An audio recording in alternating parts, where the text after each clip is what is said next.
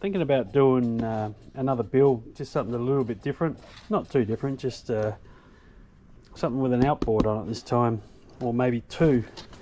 Just got to find a hull with what looks right, you know, with the size of the outboards. Got a couple of different options. This is their TFL's smaller outboard. Has a little 28mm motor in it, and I know on 3S they scream.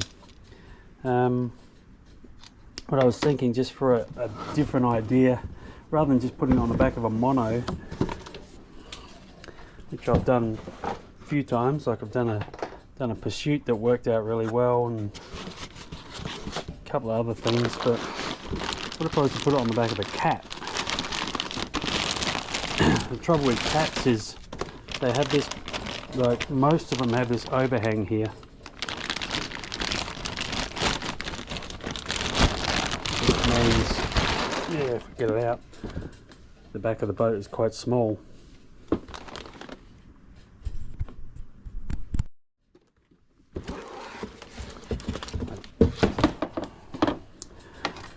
The mounting surface on this one, there must be another bracket in there. There we go. That's the one I'm looking for. No, it's very, very close. I mean, she looks like she'll work there. It just depends on how, you know, thick we've got to, how much we've got to play with there. It kind of might work actually. What does it look like on the back of that though? So it just sits there. Whoops.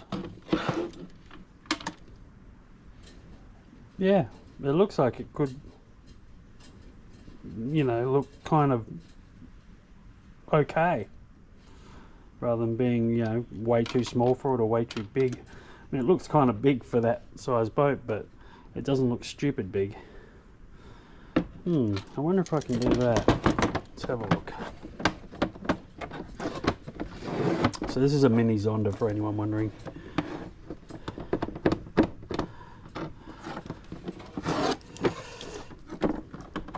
Mini Zonda is, I can't remember how long this is, 26 inches, something like that. Get over there. What we got? So it gets awful tight in there, that's for sure. No fun working around that, working in there with, you know, nuts and bolts and stuff like that. I don't know if it sort of runs out of, I don't know if it runs out of room when you get in there. Might work. Then I've got to get the height right. You know, your prop's got to be roughly where the bottom of the hull is. So, alright, I'll have a look and see if it's doable.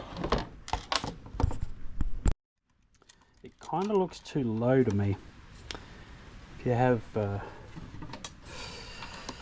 so you'd normally have your prop running, you know, roughly here, level with the bottom of the hull. So that's sitting there.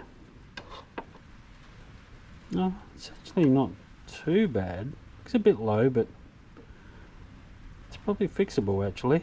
So I've got a little bit below the top of the ruler there, but I could probably make up a spacer bracket if I needed to. What would I be doing? Here, I'd be pulling it up like that way there, so that'd make an interim bracket between here and here if I needed to. It's kind of close actually.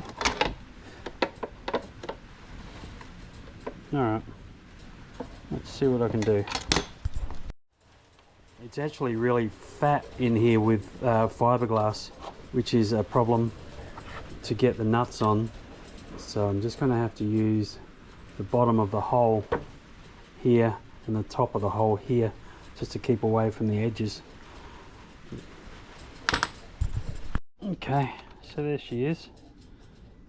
It's actually going to be okay, the height wise. If I run my ruler along there, You can see the prop is a bit awkward with this chest camera to point it, but it's kind of where you want it to be roughly. We've got adjustment up and down that way. Next problem is going to be these the steering rods being high like this. You know, this is meant to go on a flat transom, so it wouldn't matter. You would just drive your rod through there. But obviously, if it's skinny like this, that's where the problem is, because that rod's going to want to come here. I don't know. I think that's for the next video to sort out. I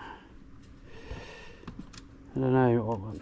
I think I need to extend. Well, I know I need to extend this down here. Like this rod's got to come through here, so I'd have to make up a bracket to pull it down so it goes there, and I can just put my rod boot at that level there. But for the first step, it looks like it's going to work. Doesn't look too bad.